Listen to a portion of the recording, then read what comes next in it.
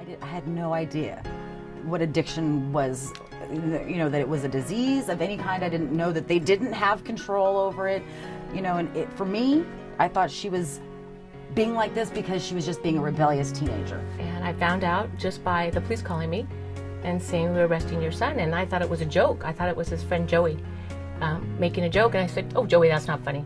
And he said, no, this is not Joey. This is the San Marcos Police Department, and your son has a big drug problem. And that was the first I ever had known that he had a drug problem. It was very hard. I was angry. I was hurt. I was upset. I gave him everything he possibly could need or want. I felt betrayed. They gave him 5 felony counts with drug possession.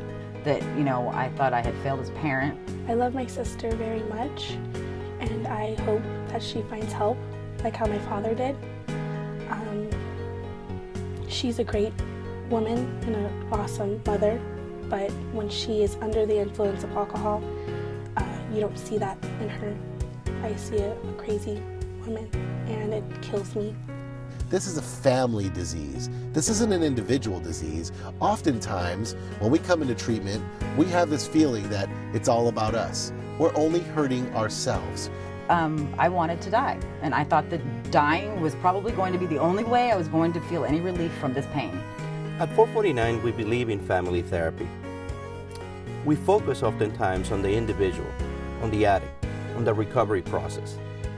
But a lot of places tend to forget that the family is suffering as well. I know when we were out there, we didn't know who to turn to, who to talk to, who to trust. People judge you. Family counseling is difficult because there's so many different parts that go into the family process to see what's really going on. And there is so much trauma and psychological issues that do arise because a daughter, a son, a spouse, a significant other is involved in drugs. The reality is we are a tornado, and we are ripping through every person in our lives systematically, emotionally, physically, and spiritually, draining everybody because everybody feels so bad about what we're going through. They want to reach out and help, but we as addicts refuse. What we do is have them write down specifically what they want to say. And then we make sure that it's not something that's going to continue to perpetuate the behavior in the individual they want to work with. It has to be tough, it has to be honest, it has to be real. So family therapy is important because it keeps the recovery not as the individual, but as a family. It only really takes one person in the family to start change, to affect positive change in a family.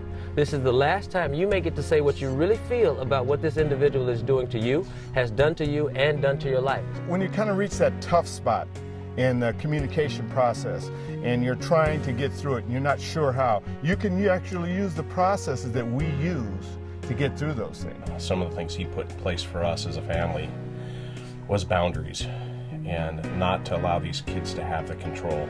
Family group brings the family together in a disarmed fashion, knowing that you will not get confronted the way you would be confronted by that person on a one-on-one basis. My family was really, I think it got to the point where I was just really frustrated because I would not listen to anything that they had to say because I thought they were the problem.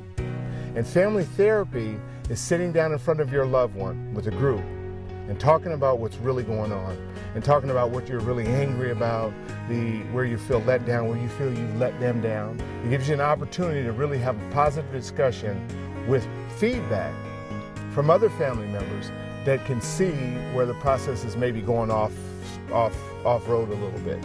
One of the best treatments that Rodney and 449 can do for the family is helps you to identify that telling the truth about your family, you don't have to hide it, you don't have to look like my husband was a doctor and I'm a nurse and we had a certain look that we were supposed to hold up to the community. It'll give you the opportunity to learn and to watch other families. As you watch other families go through their processes, you see yourself.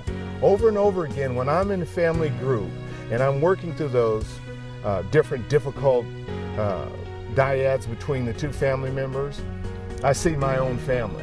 And that's what I like. I like to present to the people that are coming through our program the opportunity to not only see their family, but to identify the other issues that they see in other families.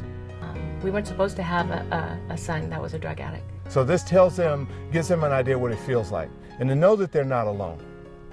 And I found out with Rodney and his treatment program that it's not anything about supposed to's. It's accepting what is. This comes from all sizes, shapes, colors, whether you're rich, whether you're poor, anything. It happens. It took a long time for me to accept it, to forgive him, but I have. And we've become best friends since then. I love 449 Recovery because I love the people that I work with, from the staff all the way to our clients who come in for treatment. The staff members at 449 Recovery are like family, and they treat our clients like family. And so what I get to do every single day is I get to actually go to work and do something that I love. Our counselors are standing by to help you make the first step toward a life free of drugs and alcohol.